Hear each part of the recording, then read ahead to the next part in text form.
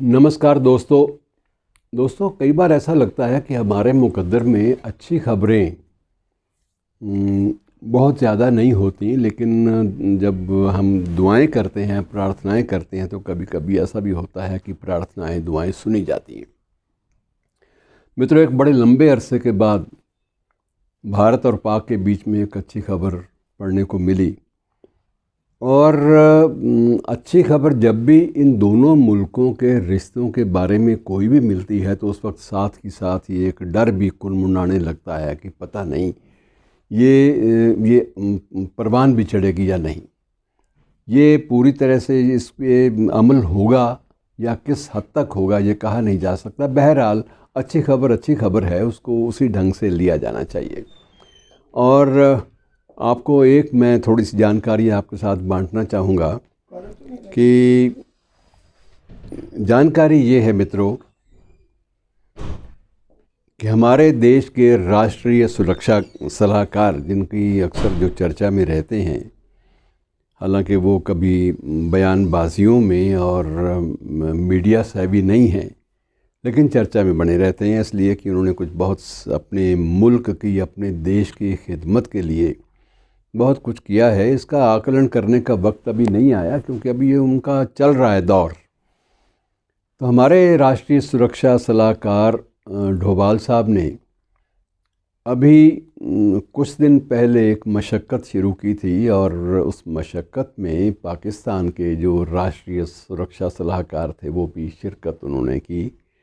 और वहाँ के एक सेनाधिकारी भी इसमें बैठक में शामिल हुए। ये बैठक कहाँ हुई इसको फ़िलहाल गुप्त रखा जा रहा है, लेकिन ये यकीनन ना भारत में हुई, ना पाकिस्तान में हुई, या किसी तीसरे मुल्क में हुई। उस बैठक के भी कई दौर चले, और कुछ दौर की मुलाकातों के बाद आखिर में दोनों पक्ष एक दूसरे को इस बात पर सहमत करने में सफल रहे कि भाई जब तक लड़ते रहेंगे तब तक हमारी समस्याओं का हल नहीं होगा। और सबसे बड़ी बात यह है कि उनको समझाया भी गया, हमारे राष्ट्रीय सुरक्षा सलाहकार ने भी समझाया कि देखिए, हम लोग इतने पिछले गालिबन 73-74 साल से लगातार एक दूसरे के बारे में जहर भी उगलते रहे हैं, साजिशें भी रचते रहे हैं, सारा कुछ करते रहे हैं, लेकिन किसी को कुछ मिला हो, दोनों में से किसी भी मुल्क को कुछ मिला हो, ये चीज़ें नहीं हैं। हालांकि दोस्तों, सबसे ज़्यादा जो सफ़र किया है, जो उस मुसीबत को झेला है, वो हमारे देश ने, हमारे मुल्क ने झेला है। हमारे मुल्क ने न सिर्फ घाटी में बल्कि सरहदों पर, बल्कि अपने देश के भीतर भी जो उस सरहद के उस तरफ से आने वाला जो आतंकवाद था उसको झेला है, और वो ज़ख्म जो हैं वो भी काफ़ी लंबे अरसे तक ताज़ा रहेंगे। अभी हम भारत पाक विभाजन के ज़ख्म पूरी तरह से उबर नहीं पाए, उन ज़ख्मों को पूरी तरह भुला नहीं पा रहे, और अभी उसके बाद हमें बीच में यह आतंकवाद का एक ख़तरनाक दौर देखना पड़ा। 15 साल हम एक अंधी गुफा में भटकते रहे, और उसमें भी कहीं ना कहीं हमारे पड़ोसी मुल्क का हाथ रहा। बहरहाल ये इल्ज़ामों का वक्त नहीं है, और इल्ज़ामों के वक्त की बजाय हमें जो इसकी जो अच्छाई है इस बात पर नज़रसानी कर लेनी चाहिए कि इस मीटिंग में यह तय हुआ कि दोनों मुल्क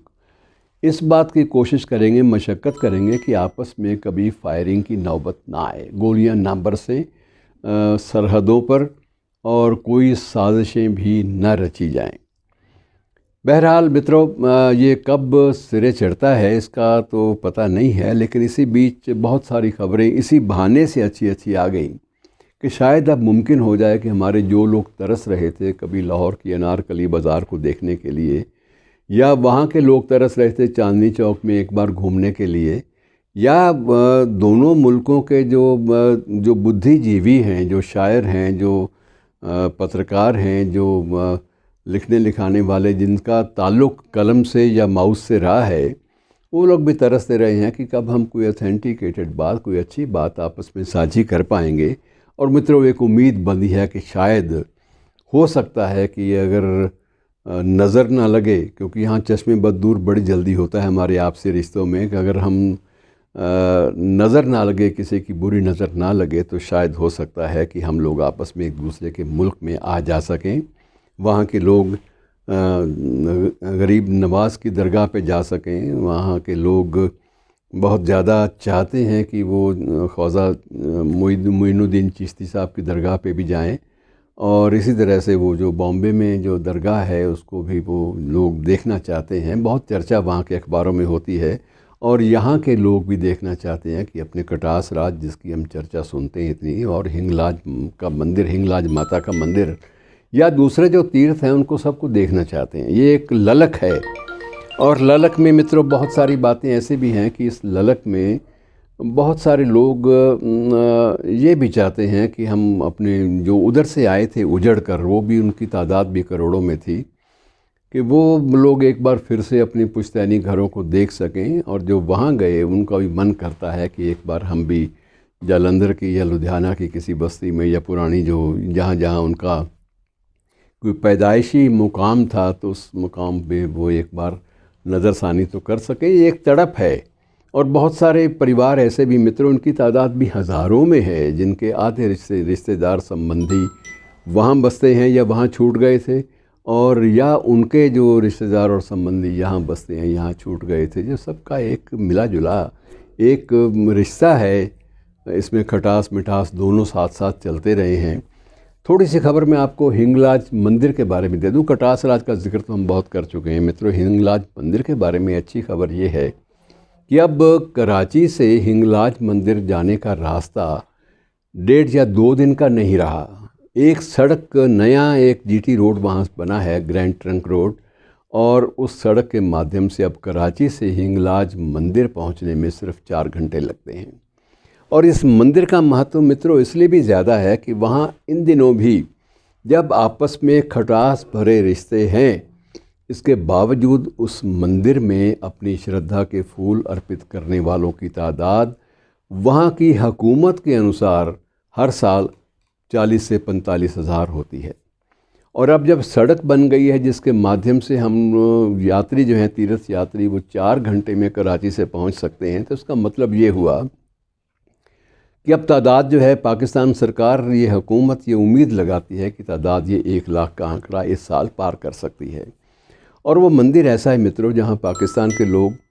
वहाँ के बाशिंदे इसको नानी का मंदिर और कुछ एक तबकों में दादी का मंदिर कह के वहाँ जाते हैं, और वहाँ वही कंजकों का पूजन नवरात्रों के दिनों में, वही सारा सिलसिला, वही जय माता की, और ये सारी चीज़ें वहाँ बड़े अच्छे ढंग से चलती हैं, बड़े प्यार और मोहब्बत बड़े माहौल में चलती हैं। तो ये जब ऐसा एक सुखद खबरें आने लगी हों तो उम्मीद करनी चाहिए कि हम लोग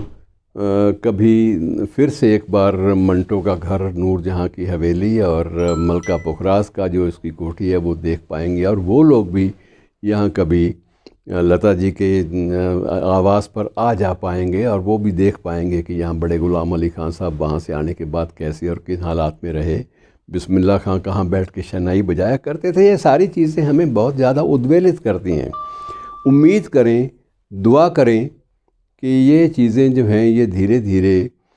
परवान चढ़ें, और इनका कोई जो एक अच्छा नतीजा है, नतायज हमारे सामने आए, और हमारे बीच में नफ़रत का जो रिश्ता है, जो नफ़रत की जो जहरीली हवा जो बहती है, वो हटे, छटे, और हम लोग आपस में मिलकर एक दूसरे की समस्याओं का समाधान करने की ओर आगे बढ़ सकें। शुक्रिया दोस्तों।